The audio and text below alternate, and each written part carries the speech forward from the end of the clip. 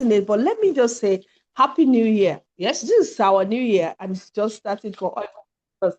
So for every one of you, wherever you are, we're wishing you Happy New Year from the staples of the Yaba voice. I hope you're good and I hope you're doing well. This year, we are starting with something big, and it's the International Women's Day month. Now, day month, that's what I said. Yes, the day had passed in itself, but we are still in the month. And as a matter of fact, we get to celebrate women every day. And today, we have something very big for you, something very wonderful from the stables of Yaba Boys. But before I run out, the medical director is here to welcome us formally to this webinar. Over to you, Dr. Luwenga Adekile Owoye. Thank you very much, Dr. Oluwakemi Akintoyese. I really appreciate you for the good work. Good day, everyone all over the world. I want to especially welcome you to this month's webinar by Yaba Voice. As you all know, Yaba Voice is a social media platform of the hospital through which we exhibit and contribute our own quota to the education, psychoeducation of the populace. And not that alone, this month is also a special month for the women. Therefore, the topic for this month is devoted to the women. And the topic for this month is titled, The Silent Battle, Women's Mental Health and the Rise of Substance Dependence.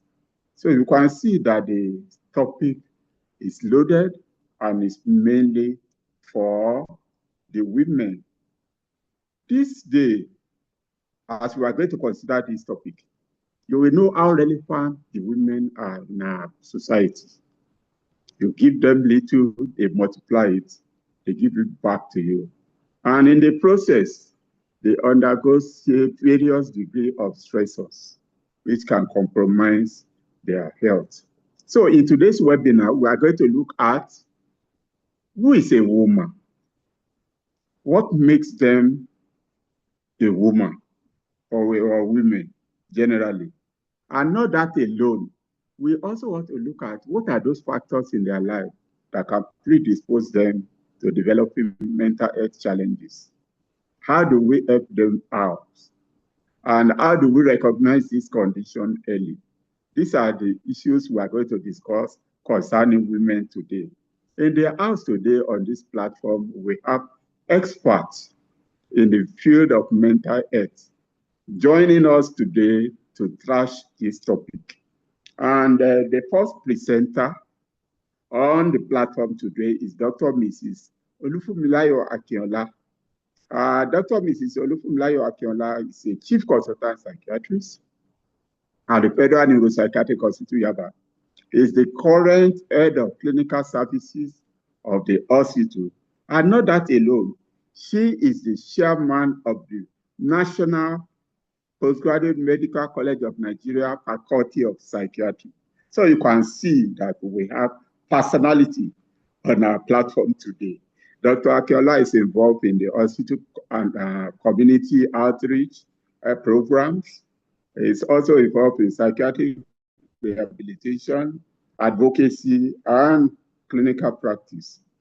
Not that alone, Dr. Akinola is also a fellow and an examiner of the National Postgraduate Medical College of Nigeria.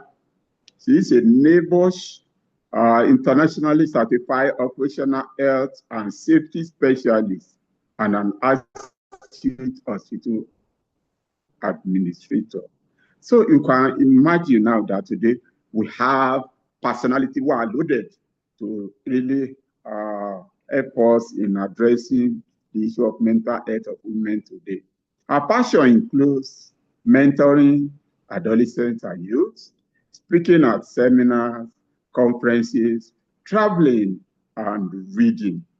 And our next presenter today is another erudite scholar, and he is Mrs. Morenikeji Olanije Agbola.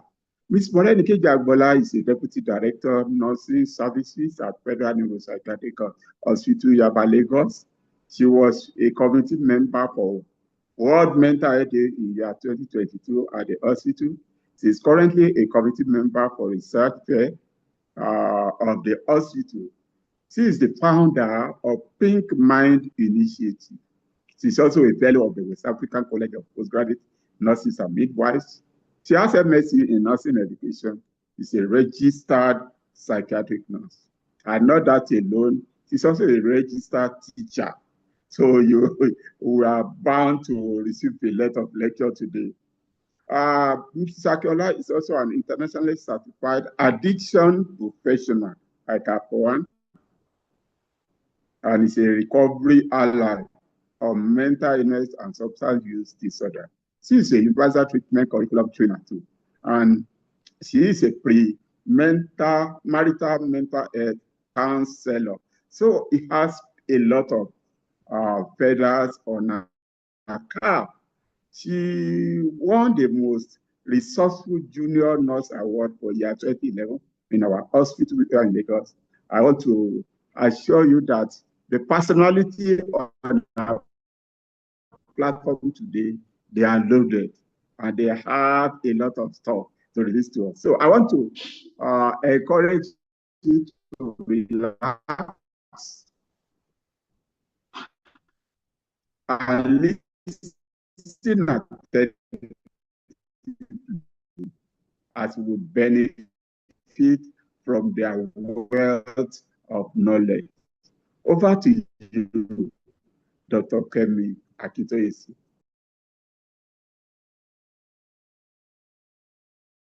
For that welcome, and to everyone who had joined us early enough. Again, we say thank you for being here and thank you for always turning out on this platform. Today, like the MD had said, we're looking at something very germane. World Mental Health, the International Women's Day theme for this year is Give to Gain. And you know, one of the things that came to mind when I was looking at that topic is the fact that women give. Exactly what do they give? And that forms the center of what it is that we are talking about today. It's like the focus because we want to begin to understand how do we harness, how do we bridge the gap, and how all of this, how does it affect them? Dr. Akiola is here ready to tell us who is the woman and some of the factors that affect a woman's mental health and functioning and how well they're able to cope with all of these things. Now, please let's welcome Dr. Akiola.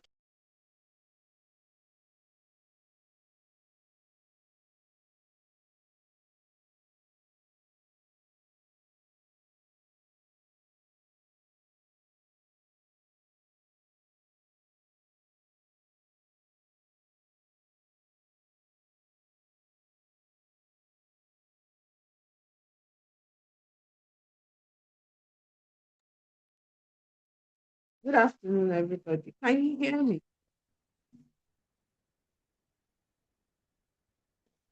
Okay. Good afternoon, everybody. Thank you for tuning in this afternoon. Um, so we're going to talk about, okay, so um, we're going to talk about women mental health, basically this afternoon.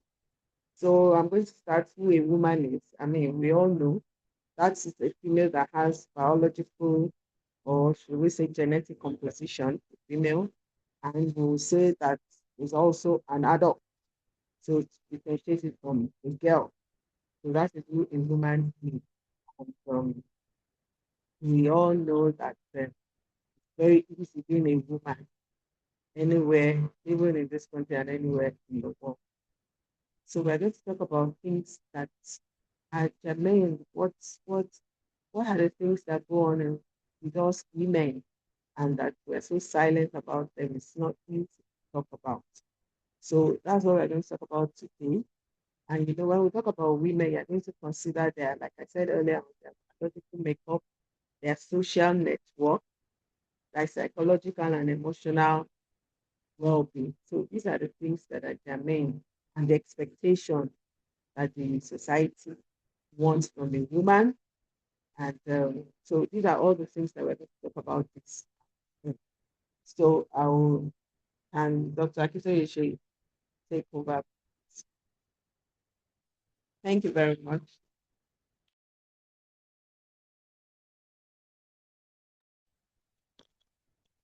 Thank you so much, Dr.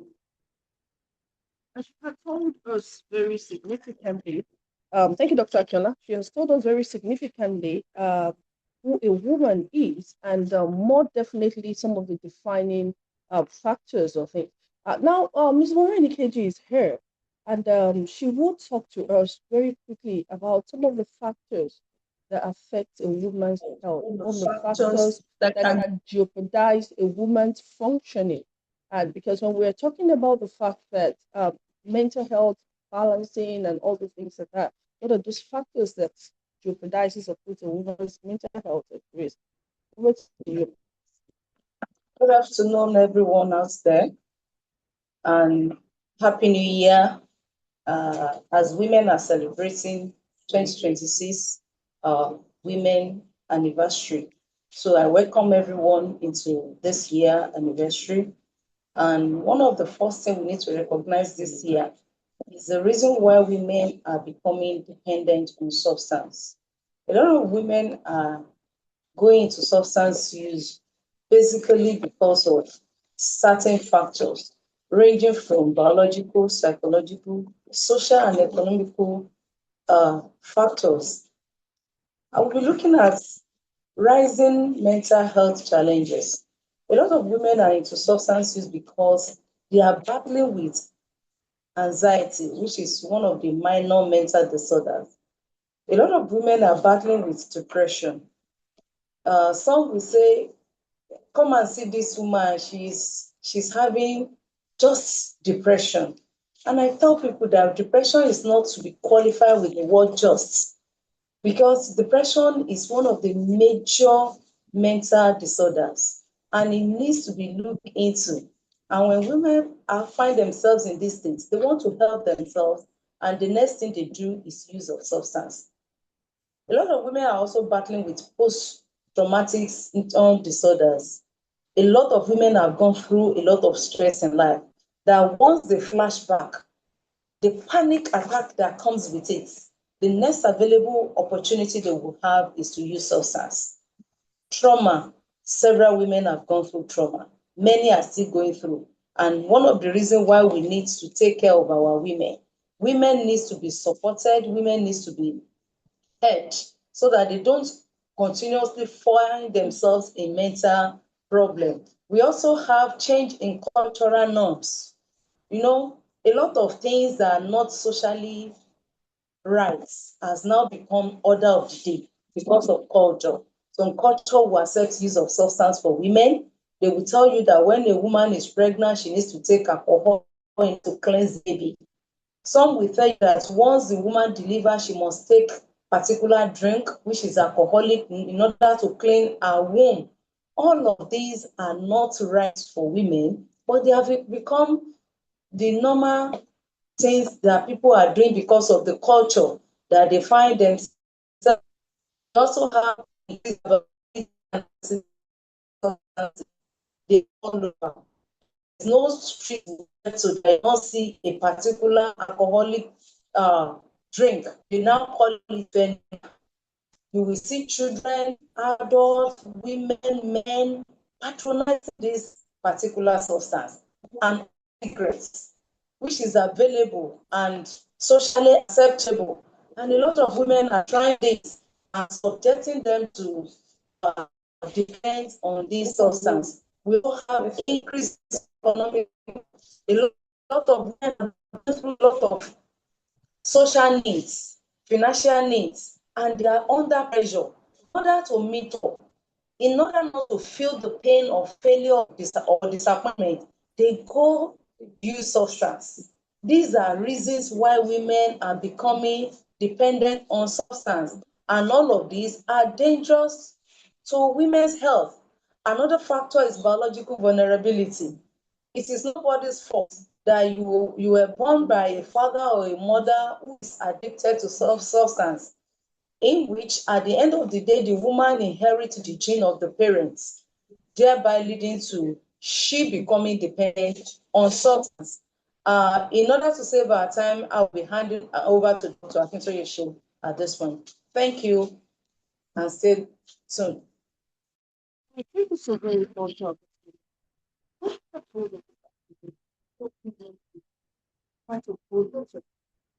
Now, we're looking at something very germane, and always on unit, because like we had said, it's the international work.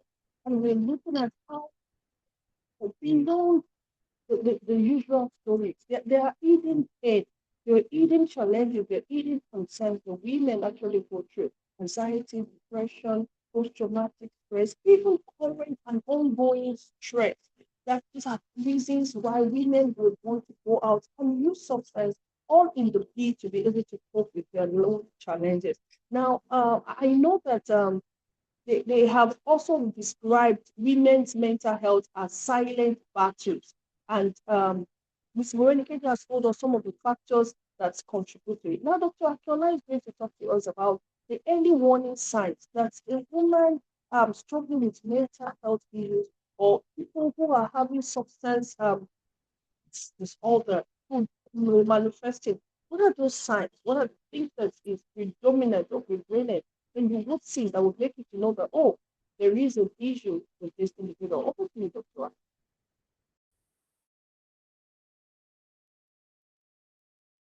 Thank you. Thank you very much, Dr. Akintoye. I hope I was able to answer the first question. That why is it a silent, we say mental health illness is silent in women. And it is because women tend to internalize all that they're going through. They internalize it and they don't talk about it because women have been raised that we are natural. You're supposed to take care of people. That's what we know how to do. And for most females, the rules have started doing that even to their younger siblings. So you are told to be strong and that, to be strong. So when things start happening to you, just think, I'm supposed to take it. I had a senior friend that when she was having issues in her marriage, all the older women that she talked, they said, that's your cross. You have to carry it. So, in other words, you need to deal with it yourself. And these are issues that sometimes women don't want to talk about it. Remember that women also have a lot of hormonal issues. Menarche, when menstrual period is starting, we talk about pregnancy, post-pregnancy, premenopausal, menopausal stages. These are all the times that we have a lot of hormones that can affect our emotions and that will start having issues. And so women tend to have more either symptoms of depression, anxiety, they have issues in their relationship, their marriages, money matter, domestic violence, either physical, verbal, trauma of all kinds. And you are told that you need to deal with it. And sometimes women, we feel that if we talk about it, are we going to be believed? Will people believe what we are talking about? So that's why most times we tend to internalize all these things. And we do know that it is not good to internalize whatever you are going through. It's always good to talk about it. And so we say, we believe that when we talk about it, people will talk about us. And I usually tell people, there's nobody under the sun that does not have issues. All of us, particularly women, we know how to put our powder on and put on our clothes and we'll go. So there's nothing new. So if you are going through issues, there must be somebody, one person at least, that you can trust in your life, that you can discuss with. And if you feel you don't have, then please go and seek the professional. There are counselors, social workers, psychologists, everywhere that you can talk to, and they will help you through whatever you are going through. So, and when we talk about women, after internalizing all these emotions and all the traumas that we are going through, it's not as if maybe one day it's going to just blow out of proportion. Sometimes we have some signs and some symptoms that will start gradually. So we must remember that it starts gradually, but people do not recognize it. They don't recognize it So the woman is not helped. The woman herself does not know what she's going through until one day it will be as if the whole thing exploded. Like you are sitting on a keg of gunpowder, but it has started gradually, sometimes over months and even years. So what are these symptoms? We talk about not sleeping well. Most women will tell you they're not sleeping well because they have to wake up in the morning, cook, take care of the children, they're going to school, their husband. Sometimes you have 3 generations living in a household. So they will take care of their elderly in-laws too. We talk about sleeping for like 5 hours and you wake up in the morning, you still have body pain, aches, they're just not refreshed. Then they're very irritable, irritability, or loss of concentration. You have to repeat things to them repeatedly. And one significant thing, symptoms is always change in behavior. So when you have a woman that when you go to her house is always clean, sparkling clean. Maybe she has toddlers, well dressed, her house is always clean, smelling nice, and she's always looking tip top. Suddenly you notice she doesn't even bother about her appearance anymore. Whether her hair is well made, whether she's fat, whether she's slim, she doesn't care. And her house is a mess. You need to, you know, you don't want to diagnose anything, but just get her confidence and ask her how she keep visiting her if you can until when she's able to open up to you. So a change in behavior is one significant point to all look out for. Somebody that is sleeping well, then suddenly you're sleeping for 8 hours. Now she's sleeping 10, 12 hours. That's a change in behavior. So that can also be a pointer that there's something going on. So difficulty in concentrating, and they are just constantly tired, looking unhappy, but they don't know what they are going through. I heard about a woman that had 5 children under the age of 7, and the husband will come and we just sit down there, lying down, waiting for her to cope with the 5 children, still cook for him, clean the house. You know, of course, she was unkempt because she didn't have time for herself anymore. So these are issues. And so this builds up gradually over time until when they say, we don't know what is wrong with her. Either she'll walk away from the house, she will leave her children, or she'll just go. So what we're saying today is that all of us, we must learn to talk about things that we're going through, particularly even if there's domestic violence in that home. Let's talk about it and seek help on time. Thank you very much.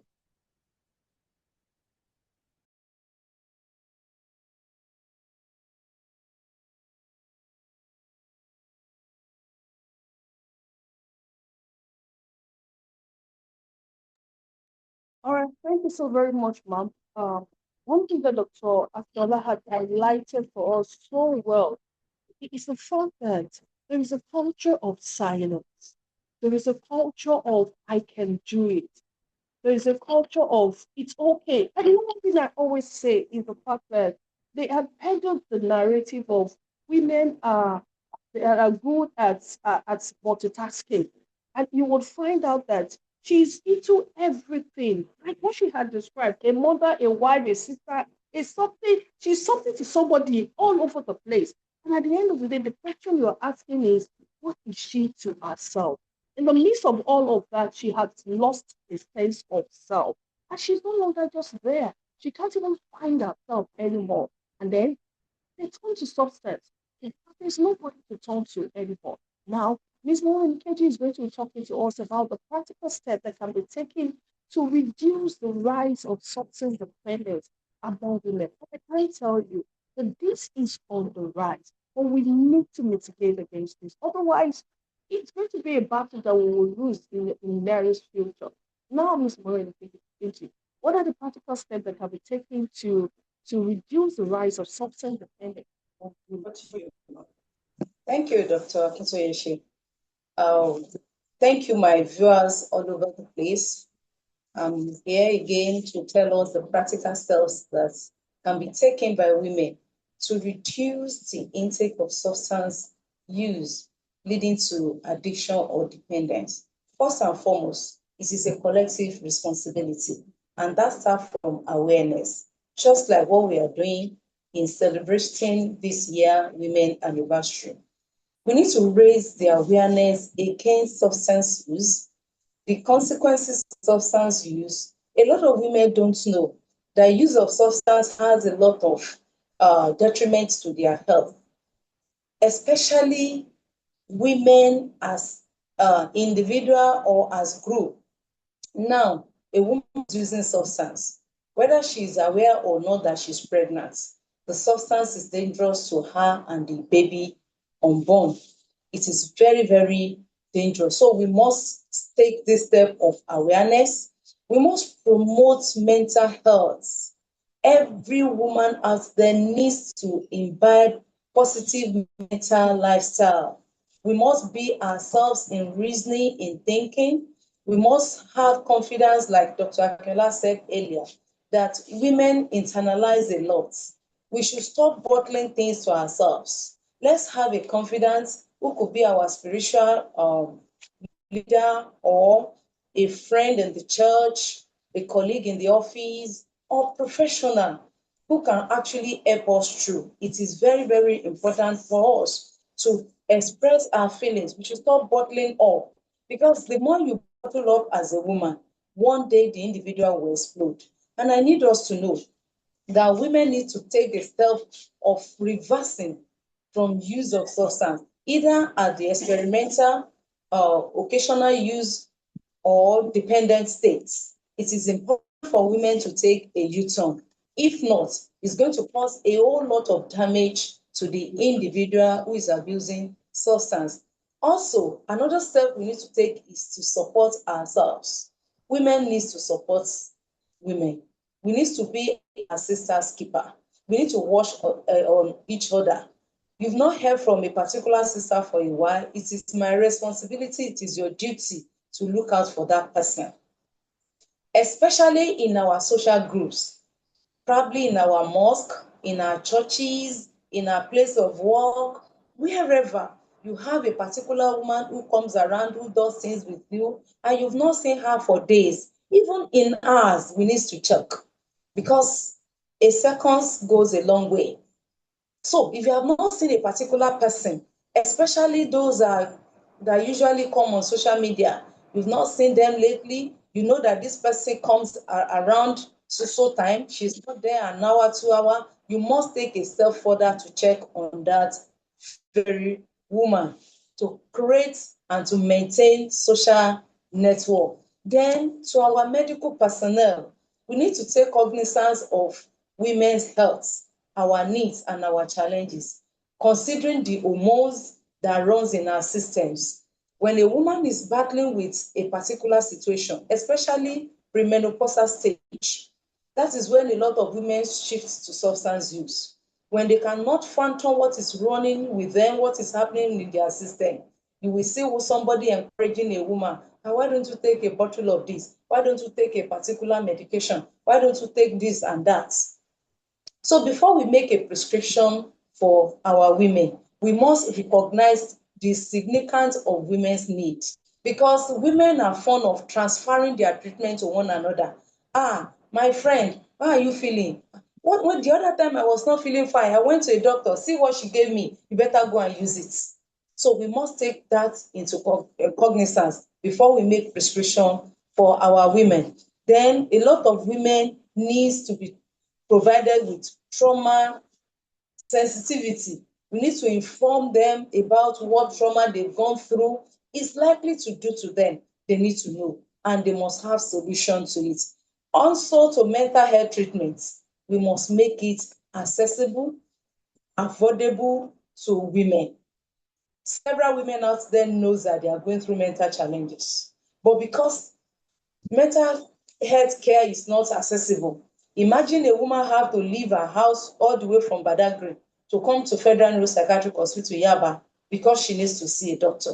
It may be discouraging. On getting to the hospital, in whichever way, and she cannot afford the treatment. This must be, a thing that everyone needs to look in. And I'm calling out to our men. Be you husband, father, brother, uncle, sons, please, let's support our women. women needs our support so that we can carry on. Women's health determines the outcome of every home. So at this point, I'll be handing over to Dr.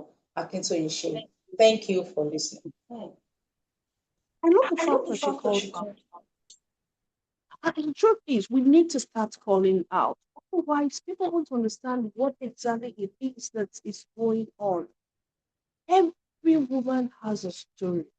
Now, people tend to, I think very recently I saw on the social media a man describing the wife's encounter in the labor room. As a matter of fact, he felt, it was like, is this actually what happened? And for him, he could not wrap his mind around the pain and other things like that. Now, you can imagine somebody trivializing that to say, is it not just childbirth? Now, it's not just about the words that has been spoken. It's also about the emotional pain, the hurt in the mind of such a woman. Now, that goes a whole long way. Now, and like I said, Dr. Kelo is going to share with us briefly now effective pathway for recovery for women who are indulging in substance because they have to use substance to sleep. Otherwise, the pain will overwhelm them. They have to use substance to function. The smile that you see outside is because they are using substance. Now, what is the effective pathway recovery for women that are battling with substance dependence? Over to you, Dr. Akiola.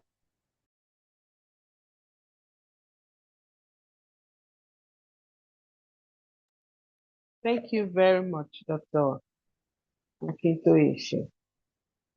I mean, I think all of us need to get to that point now that we need to acknowledge that treating women with substance use disorder is not going to be the usual thing that we have been doing because women, because of the complex nature of women, and we've heard all the things that contribute. We do know that even in women, the prevalence of depression, anxiety, and all that is more in women, almost twice as much in women compared to men. And it's because of this complexity of how women are wired up. Our emotions, the way we think, the way we plan things is so different from the way men think. They are logical. They have boxes in their brain. They compartmentalize things. But for a woman, everything is relational and is emotional. So all that happens to a woman is connected together in her brain. So it takes a lot. So we must come to that realization that when we are going to have centers that will cater for women that are using substances, the people there they must be trained, number one, and they must be trained that it's not a woman not looking at where it's coming from. That's in terms of trauma, what she has gone through, childhood, dying her marriage, even at work. At work, women have a lot of should I say in quote antagonism because they say women they are too emotional. They can't manage their emotions. So you shouldn't put them in managerial roles or executive positions. And so difficult sometimes for women to even break through the ceiling that is put at them at work. And there's a lot of just stigma around women. So this takes a lot of toll on them. We must know that now we need to cater to women, not just the way we treat men with substance use. For women, the people that will attend to them, they must especially think and they must acknowledge that it's not just what you see. A woman is an embodiment of so many things. And we must attend to all trauma, take it step by step before that woman. Because even when you see a woman and you tell her to come in for admission, for example, substances, she will tell you she can't come. Why? She will tell you her child is at home. Who's going to take care of her child? Who's going to take care of her husband? Who's going to take care of her, her own aged parents? So she would rather remember she has been taught to be a nurturer, a caregiver right from childhood. I have a friend, she said since how old she started taking care of her younger one. So the first person I don't think she ever had a boyfriend. The first man that ever said, I want to marry you, she said yes. She did not have a clue about anything about marriage, relationship. Of course, the marriage was turbulent at the beginning. But now somehow both of them they've grown. I mean, if you've made up your mind, I'm not going to leave this marriage, and I think they are working better at it now. So these are easy. So a woman, for her to be able to agree that I want to come in for treatment, then it take a lot, because she's going to, most times she's going to live a lot at home. So people must be trained to be able to know all this and attend to them gradually, to be able to convince them that you need to come in, it's for your own good. And when we do this, then you can go back home and even be a better person. So we need more, well, they can come in first with what we have, but as they come in, we will now refer them to the appropriate center that are specifically trained for women with substance use disorder. Thank you very much. Over to you, Dr. Akintoye. Thank you so very much, Doctor. You know, Dr. Akiola had opened us up to is the fact that a woman keeps giving. She keeps giving. You can imagine you are down. They say, come in for admission. Let us help you. And she say, who will take care of my child? My children needs help. But you need help. Now, because of all of that, it looks like she gives also there's nothing to give or gain. Now, the theme this year for the International Women's Day is Give to Give.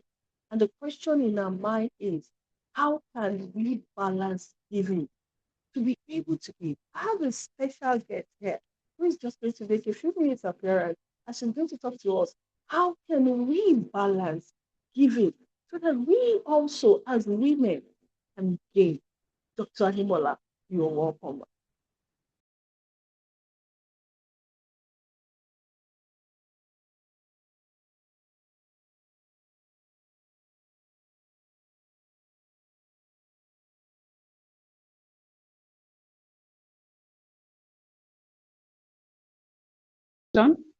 Today at this webinar, we are talking about giving to gain, women's mental health.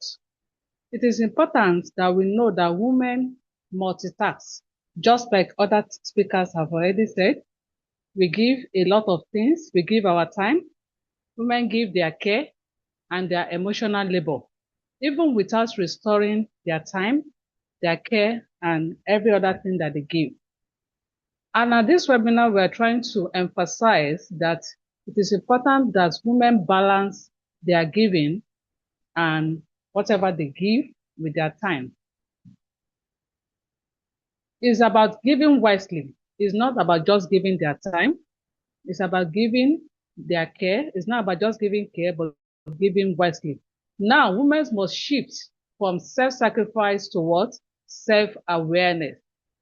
Giving should not cost our mental stability. We must emphasize that our mental stability is important even as we give our time, as we give our care and our emotional labor. Ask yourself as a woman, why am I giving? Is this aligned with my values or driven by guilt and expectations from the community? When giving comes from purpose and not from pressure, it feels energizing, not draining. So we must always ask ourselves, why am I giving before we give our time or our emotional labor? Another way to balance our giving is that we must set healthy boundaries. It's important to set healthy boundaries even without guilt. Many women struggle here. Saying no is not selfish, it is protective. But it's important that we must balance our giving by setting healthy boundaries before we give. Then we must also practice equal exchange thinking. That is, not every relationship will be 50-50 at all times. Not every relationship. But there should be respect when we are giving. There should be appreciation when we give. There should also be emotional reciprocity anytime we are giving as a woman. As a woman also, we must prioritize self-care as a responsibility, not a reward. Take care of yourself. If you feel pressurized at work or balancing work and home, take a shift, take a rest, and make sure you take care of yourself, meaning we must prioritize our self-care. This includes we must be able to rest well and sleep. We must be able to express ourselves emotionally by talking to people anytime we feel stress. So we must seek help when needed. And you cannot sustainably give from an empty place. What you don't have, you cannot give. So as a woman, you must prioritize self-care. Also, we must be able to recognize early signs of emotional depletion. Other speakers have spoken about recognition of early signs of psychological distress. Once you realize that you are going through emotional depletion and the signs are coming in, then you need to take a break and rest very well. Then we must also give in ways that also nourish us as women. We must not all giving drains you. There are some that forms and restore you. So we must give in a way that nourishes us as women. Then we must also build support system. Our support network is very important as women. We must build a good support system that can help us even when we give our time, when we give our emotional care, and when we give our emotional care to people. Thank you very much. Over to you, Dr. Akintoyeshi. Thank you so very much. I said a guest appearance just for a few minutes, and she did justice to that. And one of the things I heard her say is purpose over guilt. And for me, that resonates so highly because our community or our environment or culture had built a culture of guilt that when you do not do it, you feel like a criminal. But this is all saying now, what is the purpose? Why? She has said to us, why am I giving? Why am I staying in that relationship? Why do I have to keep enduring all that I am enduring? Why am I not prioritizing my health? And I hope you know that prioritizing your health isn't selfishness. You're not being selfish. It's like you're being wise because who takes care of other people when if you're not available? It's only when you're good that you can take care of other people. So we must understand that. Now, she also mentioned, said, don't give from an empty plate. And the moment she mentioned that, I recall some women who, after they had dished the food, the child comes and says, Mommy, I'm still not hungry. And they start scraping the pot. They will give. That is what they have to eat. But they would give and keep giving until there is nothing to give. And then you see mothers falling. And one of the most pathetic things is women who should now sit and enjoy at the end of the day now comes down with various ill health. And then it's mommy is in the hospital today, mommy is in the hospital tomorrow. But then Ms. Moran Katie will now talk to us. How can we prioritize our own mental health as women, specifically mental health issues? How do we prioritize that? Ms. Moran Katie, over to you.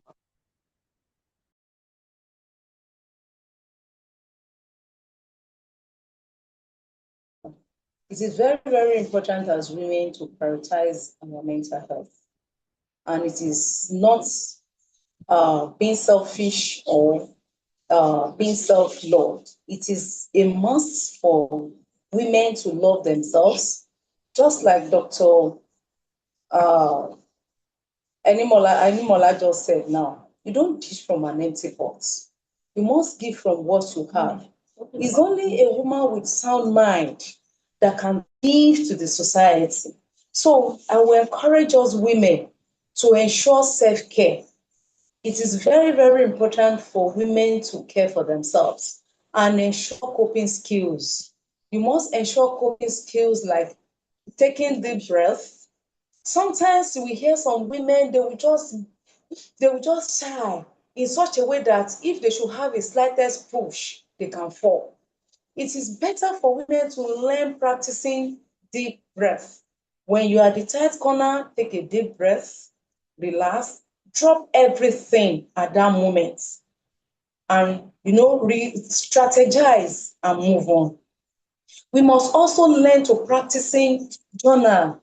Learn to write it down. Journaling is very, very important. See this head. There's a lot there already. And the more you stock in, It's like you're talking into an empty bottle. When the girl fails and you keep talking, what will happen? The bottle will explode. So we should learn to write it down as women. It's very, very important. We should also practice mindfulness and realization exercises. It is very, very mandatory for women to do this. Also, we must promote healthy habits. Are we sleeping well? How many hours do you sleep in 24 hours? Women, you sleep 4 hours or less. 5 hours is not adequate for you to sustain healthy mental lifestyle. You must sleep well. Sometimes some women will sleep for 12 hours and that sleep is empty, it's not sound. They wake up with, heavy body, they are not relaxed, they are not even having sense of relaxation. For 12 hours, 10 hours, something is wrong. Something is definitely wrong. And also, women must practice and learn to eat well. Good nutrition. When you eat well as a woman, this will help to replenish your system. While you eat well, you drink water, more of water than substances or all these soft drinks. Please, women learn to drink water. Clean water is healthy.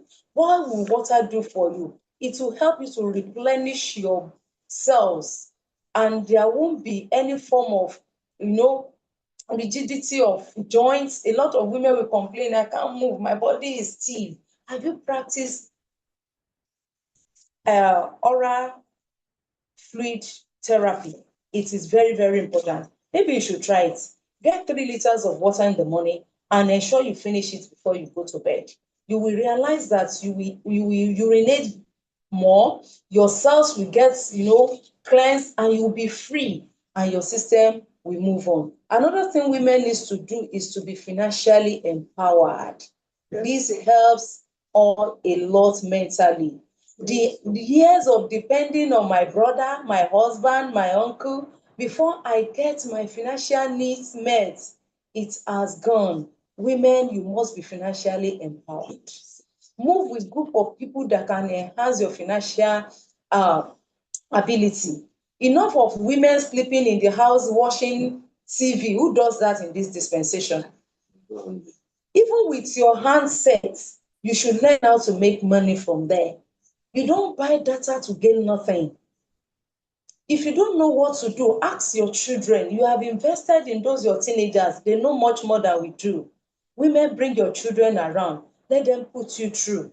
I don't know if you've gone through TikTok, Facebook, Instagram lately. You even see our older women bringing ideas to help the younger ones. And all of these will enhance their financial income. By the time you live in Ibadan, you live in Igbora, you are in Ikorodu, and you are earning in dollar from Facebook, your financial lifestyle will be transformed and you will be a better person when you are not waiting for one man to come and provide everything. I mean everything. Men are also, they are also in support of women who can make some contribution financially. So please, let's be empowered financially. It goes a long way. We should also strengthen our social support. This is the must. Don't live in isolation. Be connected to people around you. And I need you to know the closest person to you is your immediate family. It is very, very important. And women, when you have a fellow woman confiding in you, please don't stigmatize them. A lot of you have opportunity of me coming to share with you the way I'm feeling. You now begin to say, you are having mental problem. How did you come about it? No, you need to support that person. Direct the person to the right path to get help, not for you stigmatizing or condemning. Or women, we judge ourselves a lot. Let that be things of past. Let's begin to support one another. And let's learn to talk about our mental health freely. There's nothing wrong in sharing how you're feeling lately. As a matter of fact, a lot of women will sleep, they will tell you they are dreaming. I saw this. Meanwhile, they are hallucinating. They will say, when I woke up, you see what I saw? I saw something coming down from my wall. No, you need to share it and you need to seek help. Also, and finally, at this webinar, women try to seek help early. Don't wait until when somebody have to care for you.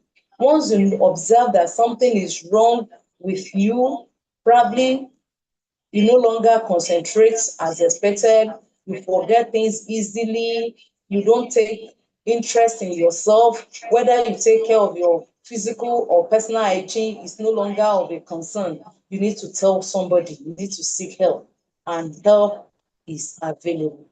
Thank you. Dr. Akintoye, over to you. Thank you so very much for that. I know she has given us quite a lot. But the challenge is, I hope that women on this call today and husbands and fathers will be able to help women begin to implement all that that's said. Most times we know in part, but it's the putting it into practice that becomes a major, major concern or challenge for us as individuals. So let's go away from this webinar with an understanding that you have a whole lot of control. You have a lot of things that you can do for yourself as a woman. You are not handicapped. You are not a beggar. No, you have grace too. So maximize that grace that you have. So there is a question here, Dr. Keller quickly answer that, and that is, how do we deal with bullying women at work and leading them into substance? Okay, how do we deal with bullying women at work, which a variable leads them into substance abuse and being silent? This person says, I have some clients that is experiencing this. So this is beyond the home factor. This is also in the organization. Dr. Akela, over to you, ma'am. Thank you very much. I think that question, I was on a radio program maybe 2 weeks ago, and this same question came up too at that discussion. So what I was supposed to do, I think I will start with the fact that we organization in Nigeria now, we need to move towards having employee assisted program in all organizations. So you shouldn't be going through things that your HR shouldn't know. You need to. I mean, it should be a policy that every organization will put up. If you are being bullied at work, this sexual harassment or whatever is going on, you must have someone and an office that you can report that to. So we need to start that. Many organizations are doing that, but I think we need to let people know, and organizations should put out the policy on what should be done.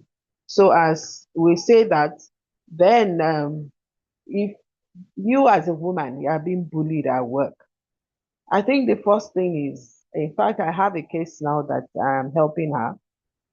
The first thing is, don't let that person see that whatever they are doing to you is getting to you.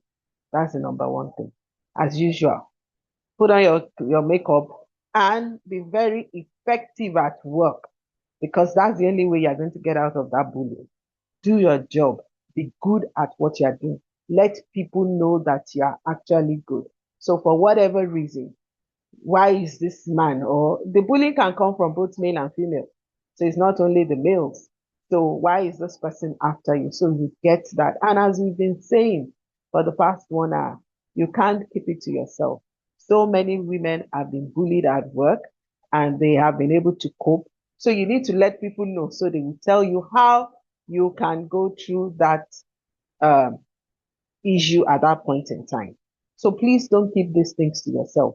There are always older people that have gone through whatever you are going through now. So always go, and when the person passes a comment, always be ready to say a pleasant one. It's like somebody that is saying, you just got to this post and I've already noticed a lot of lapses that you're not doing your job well. Oh, that's very good. Thank you for the lapses that you have noticed. We'll look into it. I mean, have a ready and simple. You're not being antagonistic. You're just being on top of whatever is going on at that point in time, and never show it. Don't let the opponent see that, I'm getting her. I'm not going to, I will be after you. You will leave this company. you will not be confirmed. Who is saying? Who is talking? So you don't let, yes, it can be very bad when you have a boss that is always after you in the office, but don't let it show. Be good at what you do. And you taking substances is not going to solve anything. When we take substance, we all know the effect of substances because it affects our cognition. It affects, depending on whatever you are taking, it affects your higher functioning, executive functioning. So that's going to reduce the person's effectiveness at work. So it's going to compound the situation. So we need to let them know, try and talk to them. You're not the only one, and you just have to fight. And one day, that boss, whether male or female, we acknowledge that. Even if they don't, somebody else, they say the Pharaoh that we know now, the next generation did not know the children of Joseph. So, and everything. So another person will come into that company that we acknowledge the good. I mean, there must be a record. You must be very effective at work that there will not be any argument about your work ethics and all that.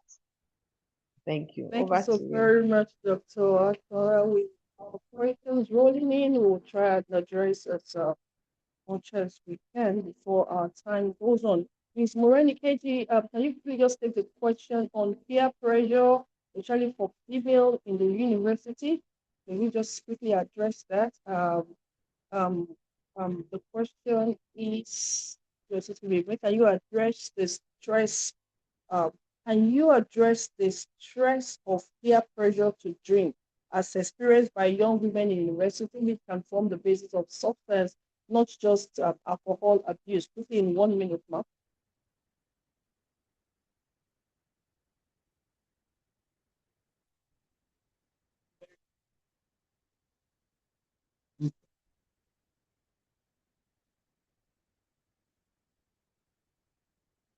Is the management starts from home. From home. When we are leaving our children to go to campus, parents, let's equip them with word of encouragement. Let's sit our children down. Let's integrate into them what is obtainable in our home.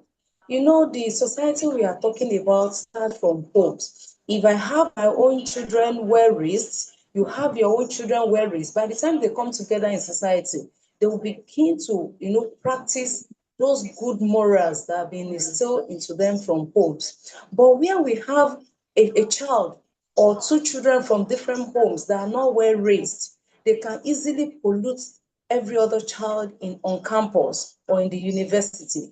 Please, let's raise our children well. Then on campus, children, we need to know why we are there. Ladies on campus, why are you on campus? Why are you in the university? What have you gone there to do? You must not lose focus. You must not lose track. You must realize that you are there for a purpose, and that purpose must not be shifted. You must learn to be assertive. It's very, very important for you to know when to say no.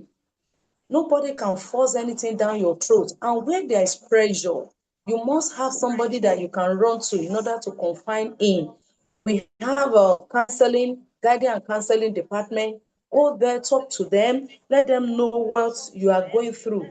And you must have self-confidence as well. These are many more we have to help our ladies on campus. Thank you very much. Thank you very much.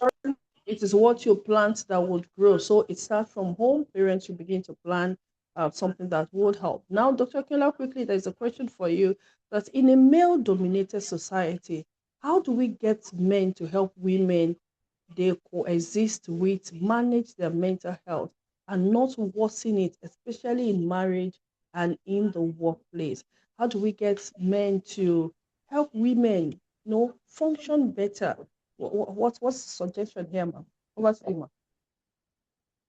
Thank you very much, Dr. Akintoye. We have to, yes. Okay. So, I think the most important thing is education. We need to let people know. And so that is why when the female comes, you seek for help. The first thing we do is, okay, so you're in a relationship. You need to get your partner.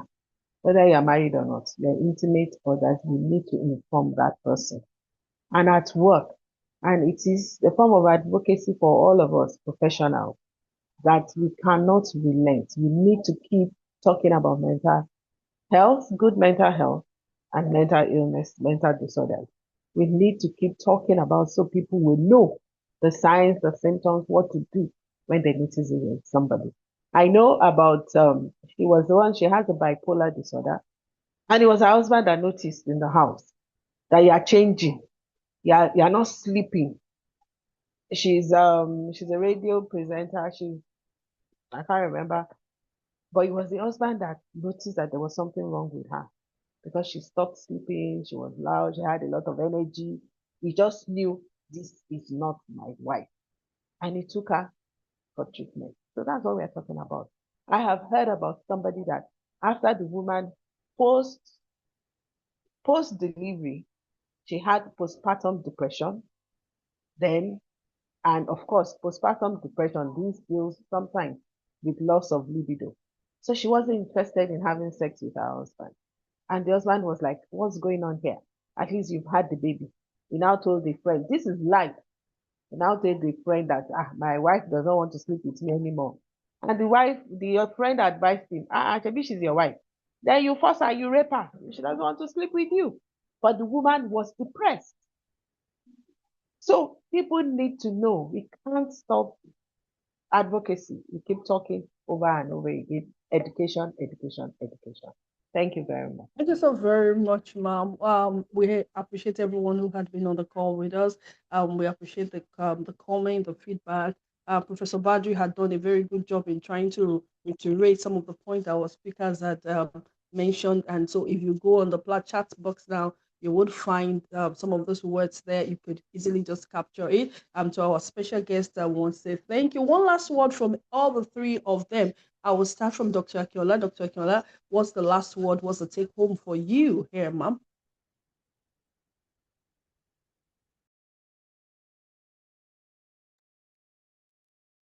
The last take home, the last thing I want to say is please, women, nobody can do life alone.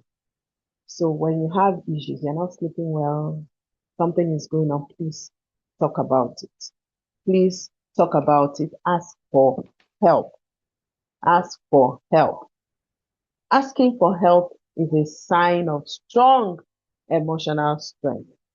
If you say you want to do it alone, you can't. So, and life is so short. This life, God created it for us to enjoy, not for us to become depressed because we are caring for other people. So seek for help on time. Talk about it. There's nothing strange.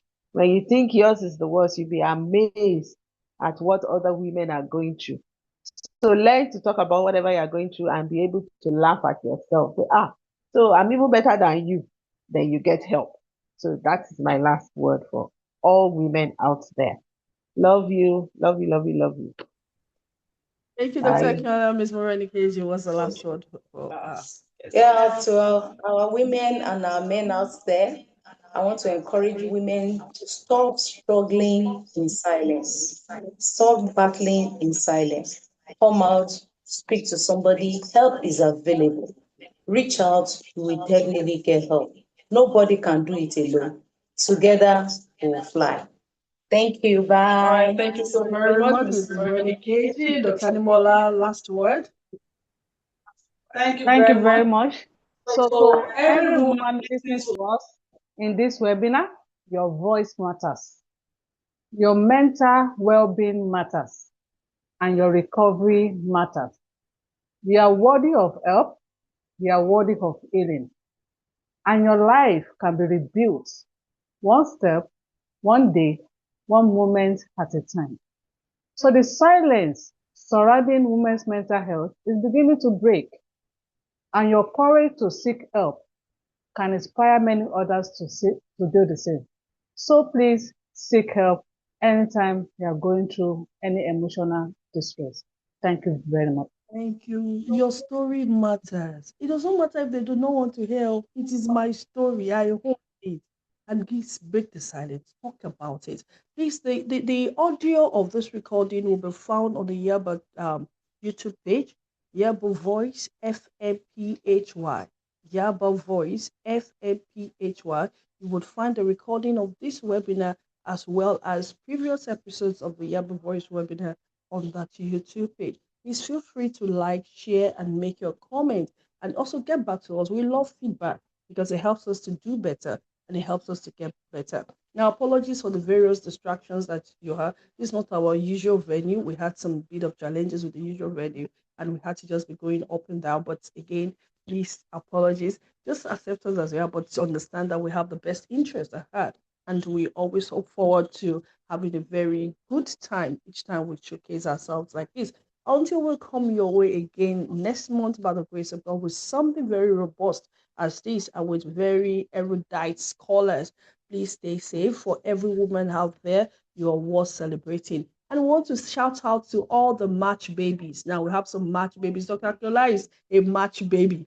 No, our birthday is also a match. And then incidentally, my birthday is today. So, all right, so shout out to all the match babies. You're doing well. Thank you. You're doing well. You're doing well. You're doing well. Thank you so very much. Until we'll come your way again next month, please stay safe, take care of yourself, and ensure that yes, in your giving, you're giving with purpose and you're also gaining. Thank you so very much. Bye. Bye. Bye.